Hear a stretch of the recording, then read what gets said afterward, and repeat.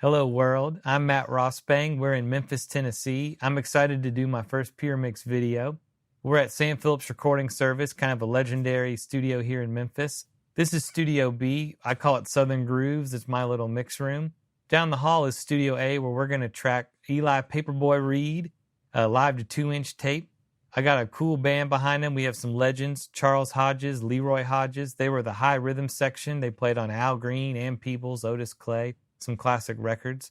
Ken Coomer, one of my favorite drummers. He was in Wilco and Uncle Tupelo.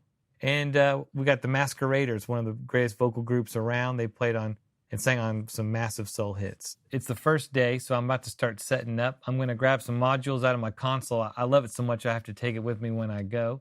I'm going to set the band up. We're going to go all live in the room. I think we can get 2 songs done and probably most of the overdubs.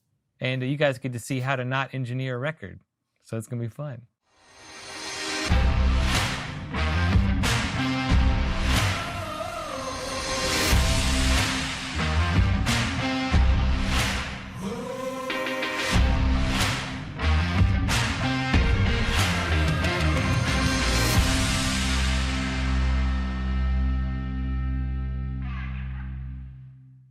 We're in Studio A, which is one of my favorite places to record. I'm very fortunate because I actually rent Studio B, and it's kind of my mix room where I keep all my equipment, and so I just go down the hall and bring my stuff in. And one of my treasured pieces is a 1969 Spectrasonics console, and I love it so much I had a sidecar frame built so I could pull the modules out of the desk and pop them in this sidecar and actually take it with me and record and do tracking. I really love the sound. I'm not much of a different pre for different instrument kind of guy. I really like a uniform sound, so I like to have as many of the same pre as I can. I spent a lot of money on this console so I could use it, so I thought this was a really cool way to be able to take it with me everywhere and kind of keep a uniform sound as I go. So Kenny, we're doing kind of, that 60s, 70s R&B thing. Yes, sir. So we're thinking booth. Okay. And I brought my my Al Tom. Awesome, yeah. We'll need the Al Tom, and I think let's go headless front kick at first and see if it's too knocky. Yeah. And we'll switch that out. Sweet. And snare-wise, I know you brought your beautiful... I brought the babies. Yeah. And then, but I also got this, and I put a little bandana on here. Uh-huh. It's like from the 1800s, and it is funky weird. Well, let's start with that. Yeah, if you yeah, want. yeah. Once you get all settled, I'll get some microphones in your face. Right on. Yeah, Ken. So these two songs we're gonna do with Eli. One's a ballad, and then one's kind of a little bit more of a funk rocker. Both of them will go for more of a Willie Mitchell, okay, 70s drum sound. Even though I think the rest of the track might be a little more 60s, but if we keep you kind of dead, I can always send you to the chamber or the plate. But we'll start with kind of a deeper tune, darker. I love the chamber. If this kick drum is a little too knocky, I'll get off that fake calfskin head one that you like, the silver singer one. And we can adjust this tuning-wise and, whatever you need. Put some more stuff in there. Do it all. Pretty awesome. That's what I'm talking about. It's like an 808. The low end on that is sick. See, these hi-hats won't fit on a new fancy... That's wild. Isn't that wild? A lot of people drill them out bigger holes, but I don't want to... Oh, is this hole? That's the problem? Yeah, that's smaller. So I have to use a smaller, like 60s Rogers clutch, and it's pretty awesome. Wow. Do you want me to hand you that snare? Hand me that snare.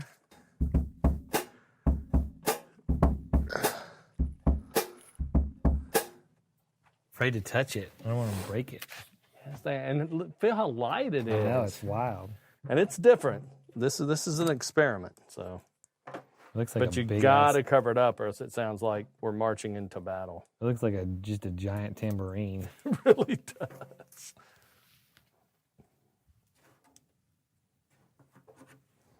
But it's got a thing. I mean, it's very... That's weird. It sounds like you're making a loop. But I've also got the owl snare, which is... Yeah, we might start on the owl snare.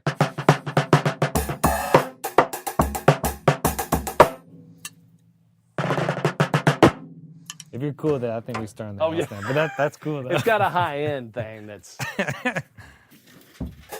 Hey, Ken, what if you tried this snare? What a great idea, Mr. Producer Man. I would have never have thought of that. Oh, man. Get ready for that all day. I'm ready for that all day. I'm more ready for that than you know. All right, so this could be... It's loose. Yeah, yep. That'll be perfect, though. What is the owl snare exactly? The owl snare is a 1928 6-lug student model, so it's cheap. Ludwig Universal. We call it the owl snare because we used it on this last Al Green recording. We're trying to copy Al Jackson, Hal Grimes drum sound. Like that, but... Which is higher pitched than a lot of people think. That's true. It's not a bad start. This is just going off hearing it in the booth as opposed to hearing it on microphones. Yeah. Is there a difference we can split on the fuzzy beater to get a little more attack? Yeah, I've got other fuzzy beaters. Because every man needs the more low than end one. is awesome, but I'm just worried about not having enough knock. There's this. Let's try this. Because that's like full on. Can you do both at the same time? If I had a double pedal. I like that. That's what I used last time. Yeah, that's cool. Groovy. Let's start with this. All right. We can start with this. All about the groove.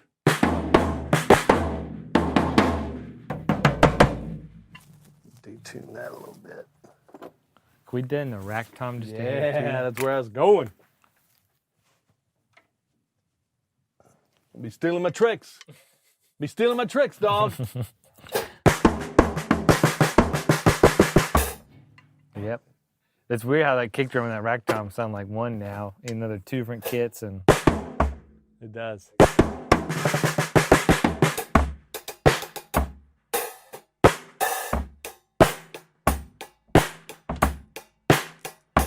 I think it's a great starting spot.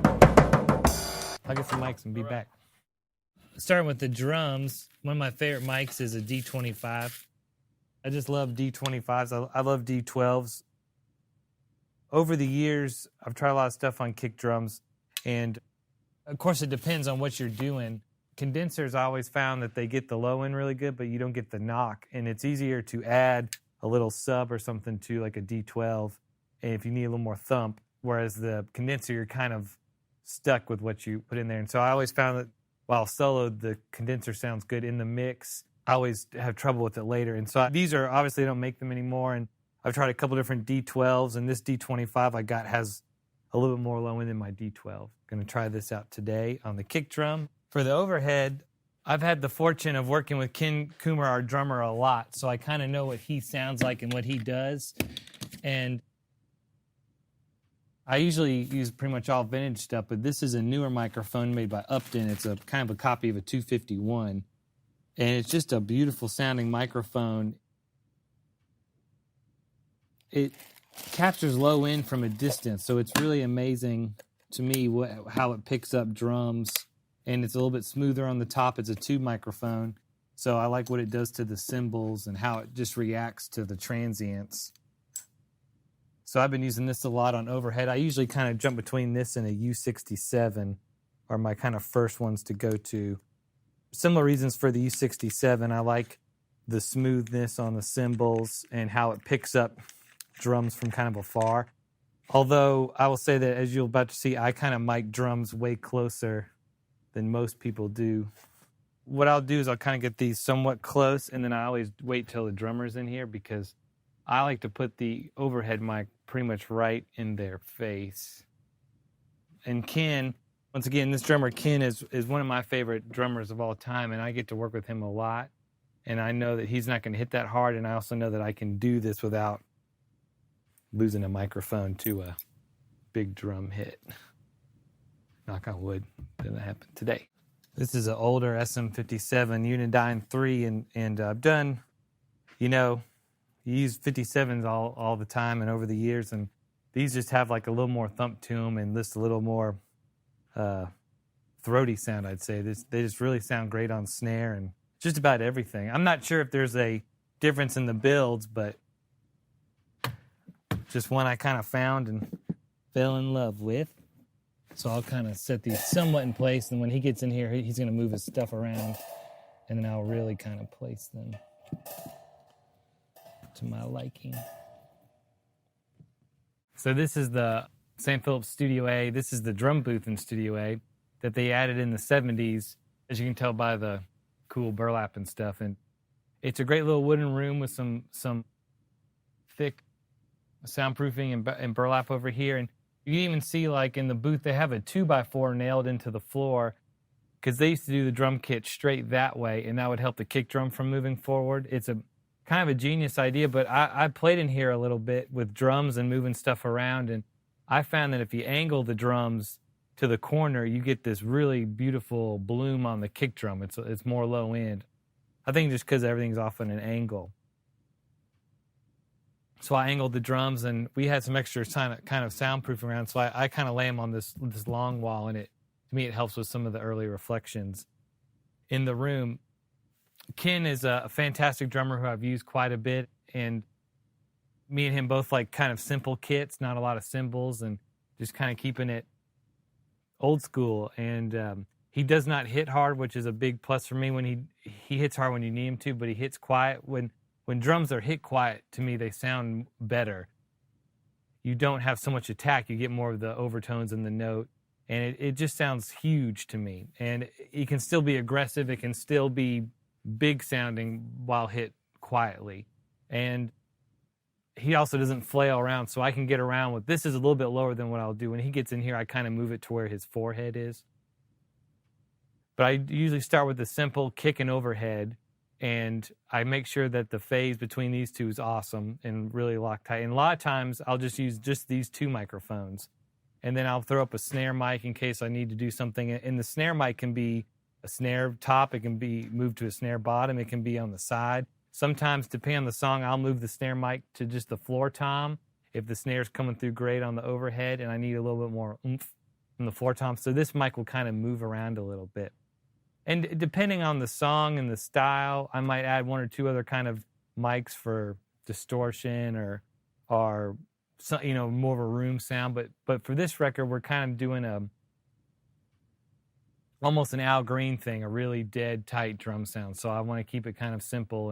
And once I hear these, if it's not doing it, I'll probably move these around, maybe swap out the overhead or add a microphone. Usually adding a microphone is the last place I would go to. It's if I can't get it happening with the kick and overhead, then I'm doing something wrong or something's weird. So I'll get Ken in here. We'll get him to hit drums. And first off, I'll hear the drums in the booth. I like to be in the room just as much as I am in the control room, so I can hear the source and then hear it through the microphones. So I'll grab Ken, and we'll see what happens. So for drumming, and Ken's heard this speech before, if you look at the kick drum, I always angle the mic down a little bit. It helps get cymbals and stuff out of the kick drum mic. And being off axis, the mic's not taking a direct big SPL hit, so I feel like it helps the capsule some. The snare is pretty simple, depending if we want more of a thunk or a bite. If you want more of a bite on the snare, this 57 should just kind of look across the snare. If you want more kind of a low-end thump, like 200 hertz, that's when I would angle it up and down on the snare. So it kind of depends on how I hear the snare in there. Now, overhead's always pretty low. This is in cardioid, and with Ken's such a balanced drummer, he balances himself volume-wise, so I can really get away with this kind of setup. And I like for this mic to kind of get this whole area.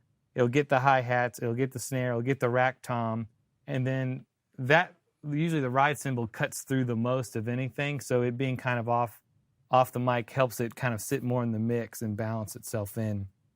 Where if I had the overhead more in the middle, if he really likes the ride, it might overpower the rest of the kit. And depending on how it sounds in there, I will move this mic more to the center, more to the right if I need more hi-hat or if I need more ride or more floor tom. The overhead mic actually becomes those things, or just even tilting it, so to speak, will get me more of the balance I want. So I'm going to kind of start with more of a bitey snare because the snare sounds really good like this. So I'm just going to look the 57 kind of across the head, and I'm going to start with this if Ken's okay with that height. Beautiful. And usually I'll start with the capsule kind of a little bit where the rack tom and the snare meet and the hi-hat all meet, kind of a little cluster. So this will come back just a little bit. And then depending, like I said, if the song needs more floor tom or something, I might adjust this. But we'll start with this, Mr. Ken. Cool. I'll get you set up. You got it. All right, let's get some drum sounds. So the Spectrasonics console I have is a little bit different. There's no mic gain knobs. It's really old school. It's a 10, a 20 pad, and a fader. So it's a little bit different way of getting any kind of level. Kenny, could you hit some drums for me, the whole kit? You got it.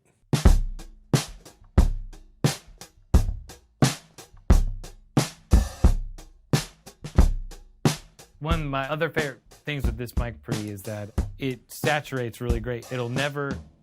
There's no VU meters, obviously, so you just use your ears. But pushing it really hard gets a fantastic saturation sound. It's solid state, but it's very tube-like in that it never really gives out. It's just the transient kind of gets chopped off in a very musical way. So you have to be kind of careful what you're doing. So I usually start with all the pads off. I put the fader at 0, and then I'll flip on pads until I feel like I get the best clean versus dirty sound, etc. So with the kick drum up, this will be with both pads off, and I'll flip a pad on.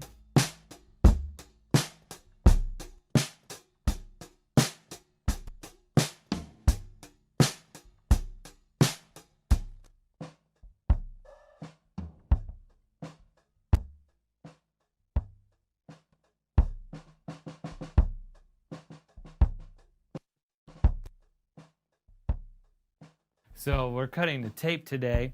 So I'm looking at the Studer 827 right there, and you can see there's red lights. So those are peak lights, and we're +5 over 250. We're on ATR, so we're on a higher bias tape, which you can hit a little bit harder. I'm not a big fan of hitting tape hard, so I'm going to get the drums to be where I just see an occasional 1 red light. On the 827, you can see about 3 red lights, and you're getting pretty hot. On playback, you'll notice that a lot of times tape soaks up the transient and the peak, so on playback you'll actually lose it. If you're seeing 3 on input, you'll see 2 on playback. But I don't like to hit tape that hard. I don't think it sounds as good. So I got the kick drum level up. I always have them play the whole drum set because I want to hear it all together. And what I'll quickly do is check my phase between my kick and my overhead because I want the kit to sound amazing with just these 2 mics.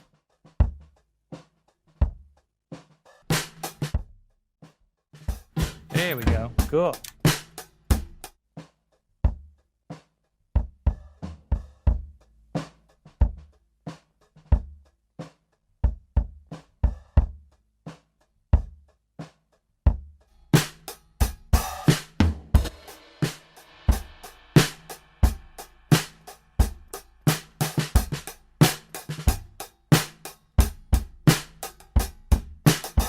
Depending on the overhead microphone choice and where you place it, you can flip the phase and actually really change the sound of the snare drum. You can get it more bitey or more bottom too.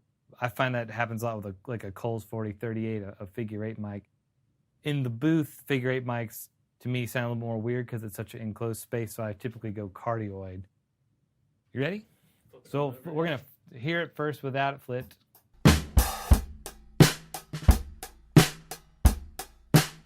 Flip it. Yeah. This is an old school console. There's the channels, there's no phantom and no phase. So these outboard phantom boxes, which I actually really like, doing everything out there so it's not on the patch bay and separated. Okay, it was better before, so we were in phase.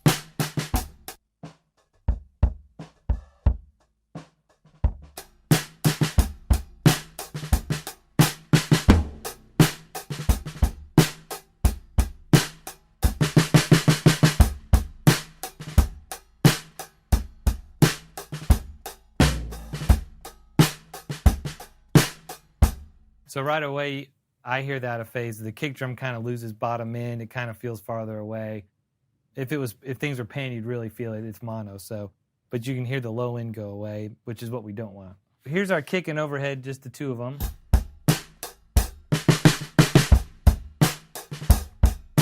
What I'm listening for is the balance of the hi-hat versus the snare. There's no snare mic in right now. And I'm going to ask Ken to play the whole kit with the ride cymbal and the floor tom and rack tom so we can hear the balance. Hey, Ken, do you mind doing occasional tom fills and hitting the ride now and then so I can hear the balance of the overhead? You got it.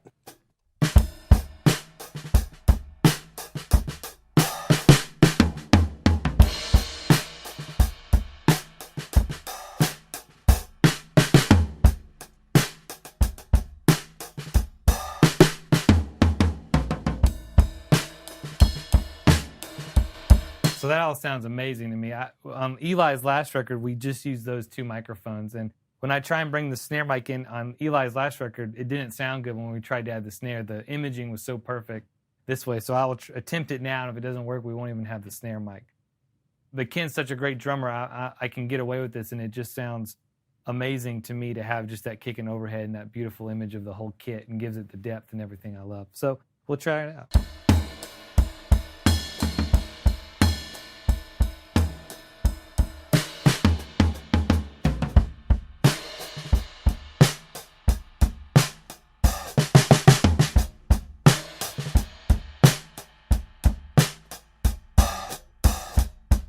So this is with our kick snare overhead, and the way I do the gain, I'm seeing about 1 to 2 at the max 3 peaks on the VUs.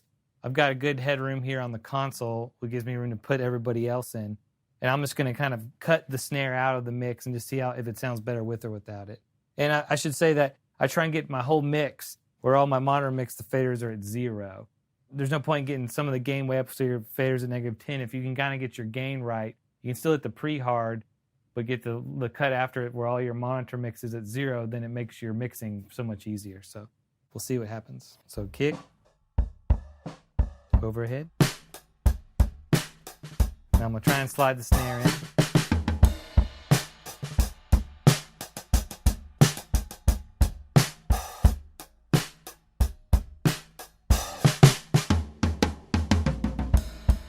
In this case, I really like the snare. It's giving me a little bit more of the body, which I like. I want a kind of a deeper, a little more 200 hertz. Without, I'd be fine without it, but I think it adds a little bit of this oomph that we're going to want. So that's what we're going to start with, just kick snare overhead, and I think we should go to the bass now. So we get some levels. So let's see where we are. We'll start with the DI.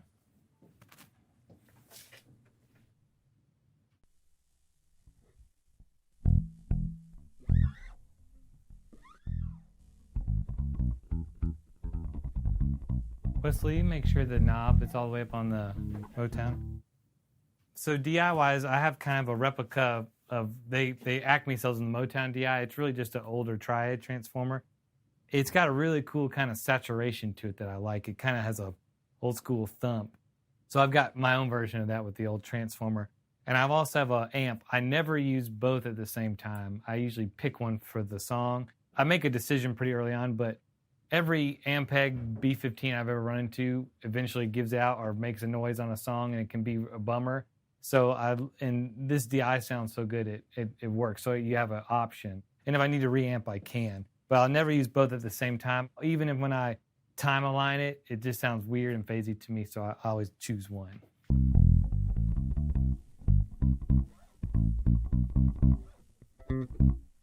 On the bass amp, I've got a U48. I'm a little spoiled here at Sam Phillips. They've got all of Sam's original microphones, 2 U48s and a U47.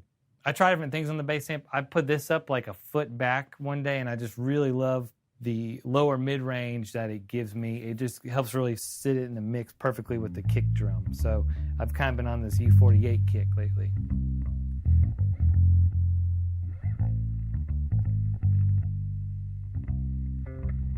The bass amp feels a little woofy to me right now with the mic choice. Hey, Wesley, can we just, for fun, just do straight bass to DI, no going to amp afterwards and just seeing what it does?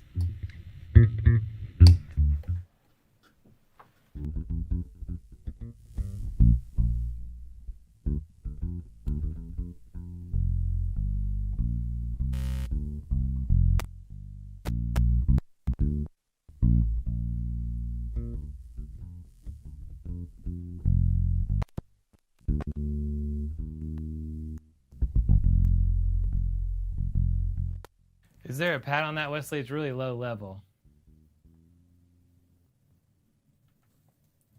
One more time, Mr. Leroy.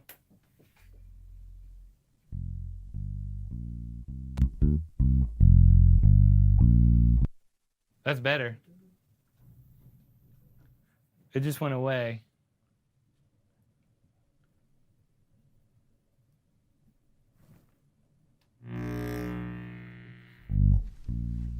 Got it. Leroy, you tell Wesley I got it. You got it. Cool. Thank you, Leroy. All right, let's get the amp back in the equation and see what happens. DI sounds great.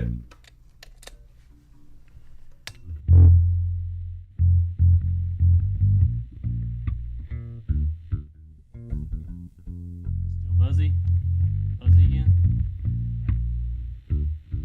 Yeah. Is this amp lifted? It's been having doing a little thing lately. Let me try lifting the amp.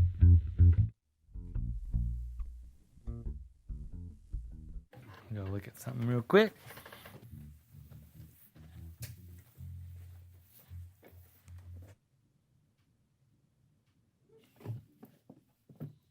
Let's pad off.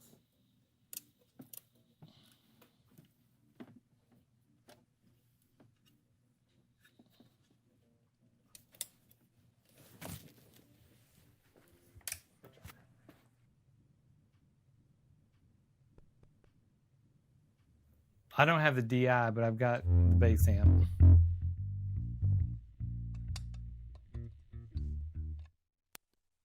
I think we just go with the bass amp, guys. That DI is just too noisy and weak, so we'll skip the DI. Reverend Hodges, can we get you to play a little organ? Yes, sir. My friend. My friends. Look at man. What's Look up, at man? y'all. Everything good? Tex. Golly. What's up, man? Not much. Busy man. We'll get you in there, and then we'll get the masqueraders, and we'll be good to go. First of all, as a producer, as an engineer, you want to work with the best of the best, and that's why we got the guys we have today. We got King Coomer on drums, who's one of my favorite drummers, Leroy and Charles Hodges on bass and B3 respectively, and they played on all my favorite records growing up: Al Green, Ann Peebles, Otis Clay. They are legends in their own right, and it's a treat to get to work with them in the studio. As you'll see with Charles, literally, you could put any microphone up on the B3 and it'll sound amazing. Currently, what I have on the B3 is a R88 AEA ribbon mic. It's a more of a recent purchase for me. I a lot of times will do B3 just mono to really get the swirl, but for something like this that's going to be more of a ballad and where we have limited instrumentation, I'm thinking of it more as a stereo instrument, having it kind of move across the spectrum. Because of the way Charles plays, he does a lot of swoops and stuff, so it benefits from that. The B3 can be a hard instrument to mic stereo because of the phasing nature of how it works. So there's a couple different methods I use, and when I got this R88, it's the only stereo microphone I have, and I slapped it on B3 one day and just loved it. It gives a great wide image of the B3, and it adds, since it's XY figure 8, it gives you all the air around it too. So it's really got a nice, it sits in the mix really nice, I think. So also, I usually scoop a lot off the bottom and the top of the B3. In general, that's not needed, and the ribbon automatically kind of does some of that. And I don't mic the bottom and the top. I usually just put either the two mics or the stereo mic kind of halfway down the Leslie, a couple feet back. Mic in the bottom. Charles isn't going to do the foot pedals, I don't think, on this song, so having a close mic on there isn't totally necessary, and it's very muddy when you get down there and you get a lot of motor noise. So I found that the farther back off of it and kind of going vertically with it, if you want more top, go high. If you want more bottom, go low, is really kind of the EQ and the balance is how I do it. There we go.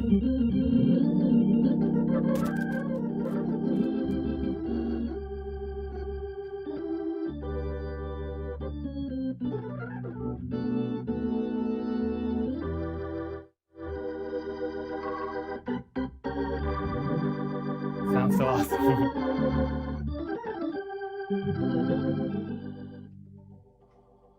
I'm pretty happy with this B3 sound. Once I hear it in the track and hear what kind of preset he goes to, then I might adjust it up or down for treble or bass. But I think that's a great starting point for now. Sounded great, Reverend Charles. I think we're going to start wrestling with the song a little bit. Okay. Oh, you just music master bass? Yeah, you want to try something else? Or? No, that's fine. You want to do outboard Hey, reverb or just what I was thinking too was, or tremolo? I think I can use the Gibson for tremolo. Yeah. I think that they'll all be feeding off your vocal. Yeah, that's Once fine. I I can- sing, yeah, and then yeah. we can redo the guitar. Yeah, that's Pretty fine. cool. Sure. I could. For this one, I can probably I bet you can do it. usually Are you doing? I always believe in you. That's all that matters. If you believe in me. I always This believe the in you. Gibson might be the way to go. It might be a little crunchy, but we'll see. I'm gonna put your amp down there, and then I'll probably have you here and the masqueraders here, kind of looking at each other. You got some stands, wasn't it? Oh yeah. Let's do the 67 on them, 47 on the masqueraders, and I'll put a 77 on my brother Eli. We're cutting live in the room, which is the best way to record. We got the legendary masqueraders here, who nobody's like the masqueraders, and Eli are artists, and I like to put them close together because they're going to be singing harmony with Eli. I'm not legendary yet. And Eli, he's on his way. Eli is going to play electric guitar and sing, and I like to put all the rhythm guys together. So we got drums, bass, guitar, and I've got a little baffle between the amps, and that'll actually, though they'll be side by side, there won't be any really bleed between the two. And just by facing Eli's amp away from Eli, I'll get a lot of it out of his vocal. We've got a beautiful U47 here, which I'm going to put on the masqueraders because it'll pick up all of their beautiful harmony. And I'm going to put a 77 on Eli because I want to darken his voice a little bit.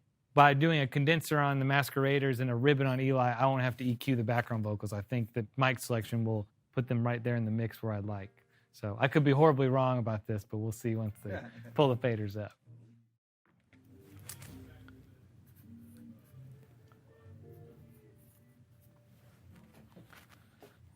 And he patched it all in, I presume? Yeah. Cool.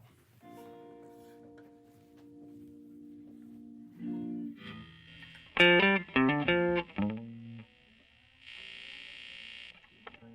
it is.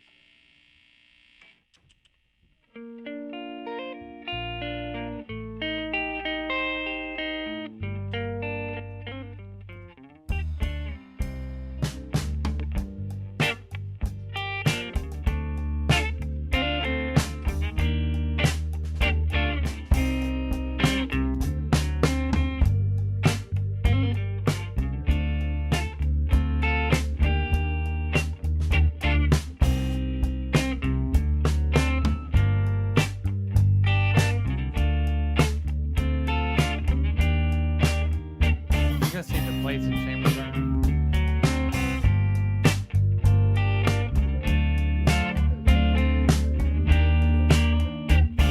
Some pre-chorus.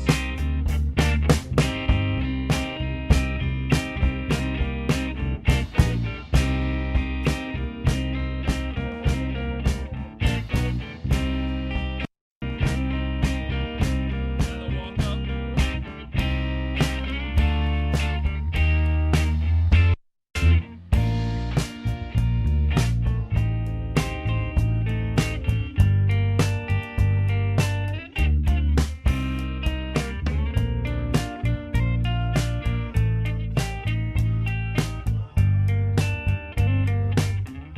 It's like real in the, not too fast, not too slow,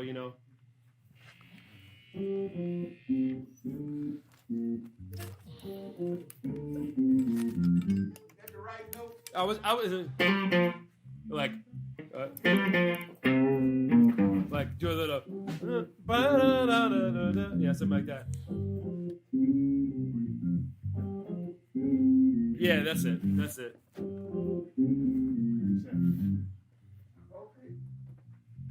Sounds Is that all right? Nice, sir. I like that. Thank you. Can we quickly move Eli's amp to the vocal booth? Because it's just It's little sharp and buzzy, yeah. You want me to, you want to mess with the tone, or? Your tone's pretty awesome. Yeah. I just prefer It sounds good to me. It sounds like fits. it fits perfectly, and I just want to keep out your vocals, so I'm going to move it to the back there. So originally I had placed the guitar amp beside the bass amp with just a baffle in between, and that keeps the sounds of each amp out of each other. And it's a great separation with having them right beside each other. I do that a lot in live recording in one room. If you just, if you put the drums up and put a baffle on each side of the drum, put the amps on each side of that, you won't get any drums in the amps and any amps in the drums. It's pretty amazing. And it works good there just to get the tone Eli wants. The amp's got to be a little louder, and it's pretty bright, so it's cutting through on his vocal, and I can just tell being out in the room that's going to be too much for the masqueraders in Portland. I want to get the masqueraders as clean as I can, and since Phillips has some great booths here, I know that in 3 minutes I can move the amp to the booth, and I'll for sure have a great sound and get a great background vocal sound. So just being out there in the room and hearing how loud the amp was for him to get the sound he wanted, and knowing that turning the amp down would work, but I would lose some of that tone because the tone's so good, I decided to move the amp into the vocal booth since the vocal booth was open, and we'll record it in there. But the most important part is all the guys are in the room together so they can feed off each other. So that's what we're doing currently, and then I'll get the vocal mics up, and they're kind of running down the song. I like to be out there as much as I can, to hear what the stuff sounds like live in the room, to know what it should sound like in here, but also I like to be a kind of a part of the band because it's so much easier to converse out there about arrangement or structure or sounds or playing or anything. So I'm often out there mostly once I know everything in here is cool. But it's also, these guys have never heard the song before, so, and some of them are just meeting each other, so instead of just jumping into the song right away, it's cool for them to kind of meet each other and play with each other and bond while I kind of get sounds in here. And then when they hear it, it'll sound hopefully amazing, and then they'll kind of know each other and we can just knock the song out. So that's what we're doing now.